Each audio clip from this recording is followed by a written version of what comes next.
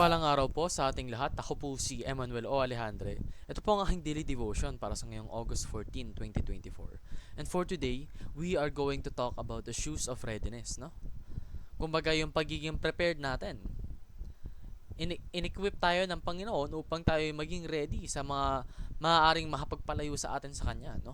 Upang malaman natin kung paano harapin yung mga yon, no? Makikita po natin ito sa Ephesians chapter 6 verse 15 na nagsasabing, "And as shoes for your feet, having put on the readiness given by the gospel of peace."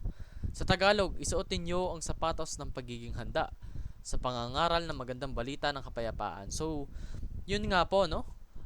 We are given peace, we are given comfort dahil po sa binigay sa ating mabuting balita ng Panginoon, no? Yung kanyang gospel na kung saan tayo po'y tunay na hawak niya. Tayo'y tunay na pinoprotektahan ng Panginoon. Tayo'y pinapahalagahan at hindi na tayo malulupig pa ng kasamaan, no? So, makikita po natin dito sa verse na to that the satanic forces are in retreat. Isa po ito sa mga pinakamagagandang balita na ating natanggap na kung saan yung kasamaan po, si Satanas, yung mga masasamang espiritu sa ating mundo ay in retreat. Kumbaga, sila'y paunti-unting nawawala at nalulupig ng Panginoon, no?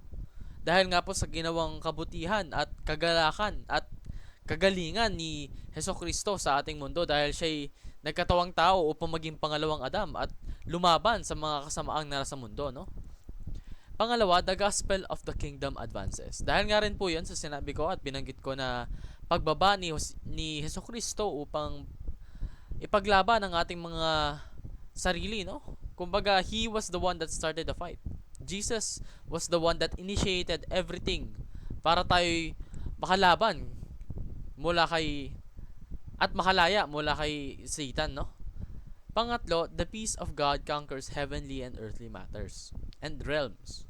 Kumbaga, yung peace po na ino-offer ng Panginoon is hindi lang sa langit. Ang peace na ino-offer niya, ang peace na kino-convey niya is para rin sa ating nasa mundo. Lahat talaga malulupig. Lahat mapapasa ilalim sa ating Panginoon at lahat ay bibigyan niya ng kapayapaan na tunay. Hindi yung kapayapaan na false, na maaaring makakapagpa lalim pa sa atin sa kasalanan. No. Ang peace po na ibibigay niya is everlasting. Hindi mawawala. Dahil yun po ang tunay na kapangyarihan ng Panginoon, no? So, paano nga ba natin to ma-achieve, no? Paano ba tayo makakatulong sa gantong gospel of peace? Unang-una, advance the gospel of peace in our family. Ipaalam po natin sa ating pamilya yung plano ng Panginoon, yung magandang balita, no? Ipaintindi po sa atin, ipaintindi po natin sa kanila yung plano ng Panginoon. Plano niya na the gospel of the kingdom advances in the entirety of the world. At plano niyang i-deliver yung peace sa heaven at sa earth. Pangalawa, let's advance the gospel of peace in our community. So, bukod daw po sa ating pamilya, sa ilalim din po natin yung ibang mga tao sa magagandang balita. Now, ano nga bang included sa community? Ito po yung mga taong nakapaligid sa atin. Yung mga taong commonly nating nai-interact with.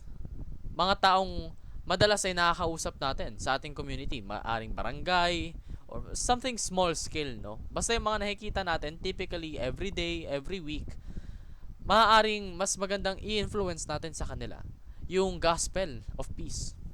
And lastly, advance the gospel of peace in our nation. So, na-advance mo na yung gospel of peace sa family mo, sa community mo, sa barangay mo, sa mga taong nakapaligid sa'yo. Now, do everything you can to contribute in the advance of gospel of peace sa kabuuan ng bansa. And why not stop there, no? Hindi lang sa kabuuan ng bansa. Gumawa ka pa rin ng mga actions na maaaring mag-advance sa gospel of peace sa buong mundo. Kasi, yun yung nararapat. At yun yung gusto ng ating Panginoon. Kumbaga, we should help in expanding His territory. Sa bawat sulok ng mundo, dapat alam yung gospel of peace. Alam yung katuruan ng Panginoon. Alam yung plano niya.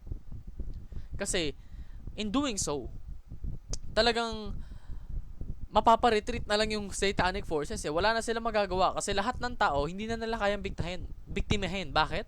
lahat ng mga tao naging believer na. Lahat ng mga tao, they were made aware of what God has planned for them. Therefore, they will do everything they can to aid that plan because alam nila na those plans are there to prosper you, no? So yun naman po ang aking daily devotion para sa ngayong August 14. Maraming salamat po sa pakikinig. Pagpalain po tayong lahat and let us all give glory to God.